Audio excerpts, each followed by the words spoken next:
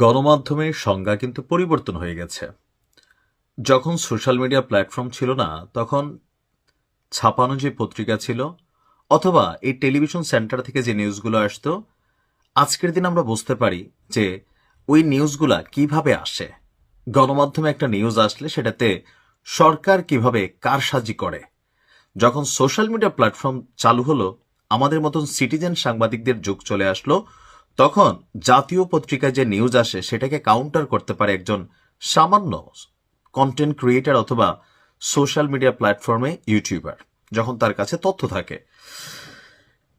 আর মাঝে মাঝে প্রত্যেকটা সরকারের যারা প্রেস কানেক্টেড থাকেন, তারা মানুষকে হচ্ছে কি আসলে মানুষ যেটা শুনতে চায় ঠিক ওই টাইপের নিউজ করেন, কিন্তু নিউজগুলোর ভিতরে আপনি ঢুকলে একটু যাচাই বাছাই করলে দেখবেন যে বার্তাটা আসলে ভিন্ন। যেমন এই মুহূর্তে আওয়ামী লীগের যে মামলাগুলো চলমান রয়েছে আন্তর্জাতিক অপরাধ ট্রাইব্যুনালে, সেখান থেকে যে রায় হচ্ছে, এই রায়গুলো বিদেশি রাষ্ট্র অথবা এই আসামিগুলা যারা আন্তর্জাতিক অপরাধ ট্রাইব্যুনাল একে আওয়ামী লীগের যে সকল আসামিরা পৃথিবীর অন্যান্য রাষ্ট্রে আছেন, তাদের বিরুদ্ধে ওই দেশের রাষ্ট্রগুলা কি ব্যবস্থা নেবে আপনি নিশ্চিন্তে বসতে পারেন বা বুঝতে পারবেন কিচ্ছুই হবে না।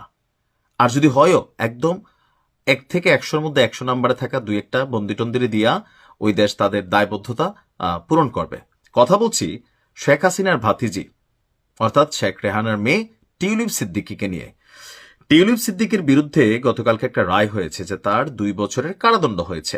এখন আমাদের দেশের গণমাধ্যমে বা আমাদের দেশের সরকারের বিভিন্ন উইংস থেকে এটা বলার চেষ্টা করা হচ্ছে যে এই মামলায় তিনি যুক্তরাজ্যে বিপদে পড়বেন।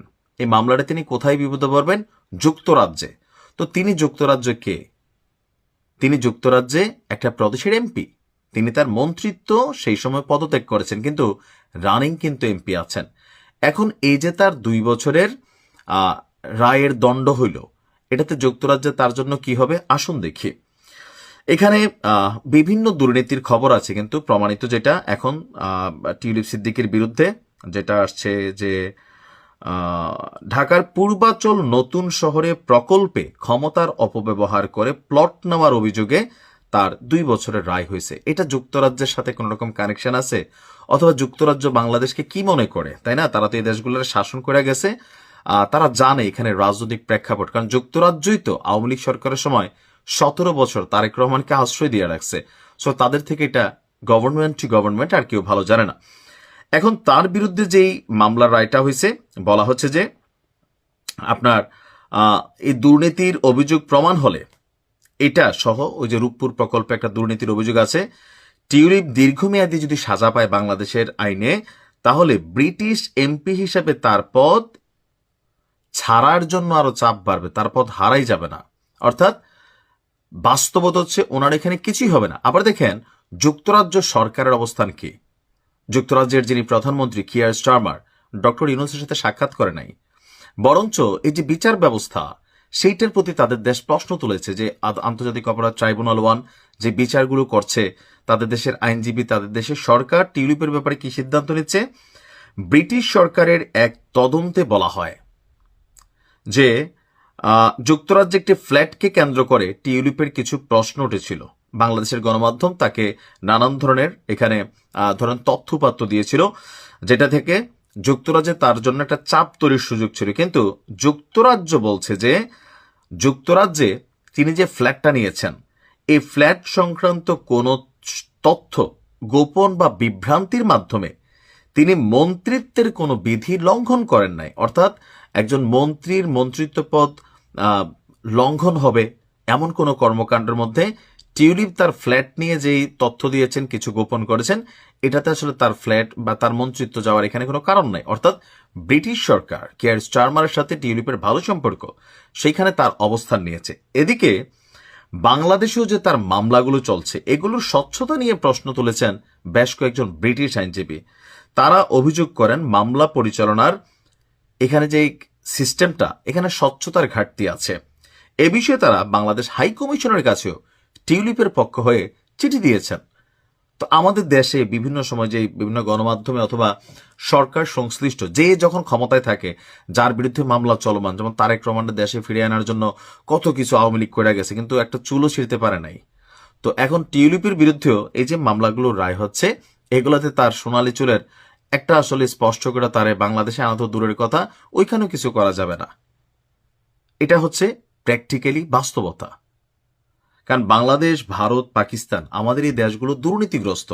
এখানে যে ক্ষমতায় বসে, আপনি ইতিহাস দেখেন, যে ক্ষমতায় বসে সে অন্যদেরকে দমন করে, মামলা মানে রাষ্ট্রের আইন শৃঙ্খলা কাঠামোকে ব্যবহার করে, বিচার ব্যবস্থাকে ব্যবহার করে, পুলিশকে ব্যবহার করে, কার চরিত্রের ব্যতিক্রম? আপনি ডক্টর ইউনূস সরকারের সময় ব্যতিক্রম দেখছেন? আর ইতিহাসের সর্বোচ্চ ভালো মানুষ তো এখন এই মুহূর্তে। আওয়ামী লীগ খারাপ ছিল, আওয়ামী লীগ একই কাজ করছে, জামাতকে নিষিদ্ধ করে দিছে, বিএনপিকে ধরপাকড় করছে।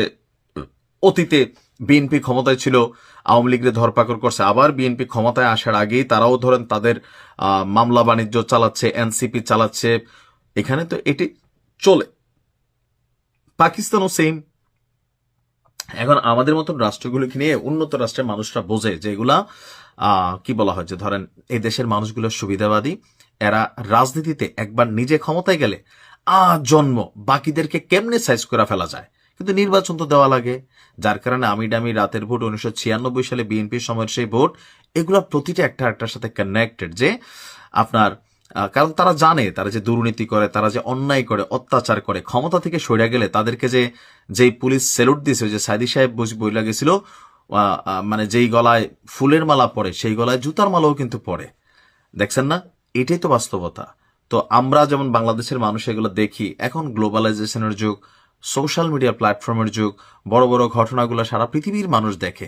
আর বাংলাদেশের মানুষ সারা পৃথিবীর যেখানে বসবাস করে, আপনি ধরে নিতে পারেন 10 to 20% মানুষ ভালো, আর 80% মানুষ আমরা বিদেশে গিয়েও জাউরামি করি, যার কারণে বিদেশিরও বাঙালিদেরকে রোগে রোগে চিন। আপনি দেখবেন পৃথিবীর অনেক দেশে বাঙালিদেরকে ঢুকতে দিতে চাচ্ছে না, ভিসা কমাই দিছে, সিটিজেনশিপ যেন না দেয়। কেন?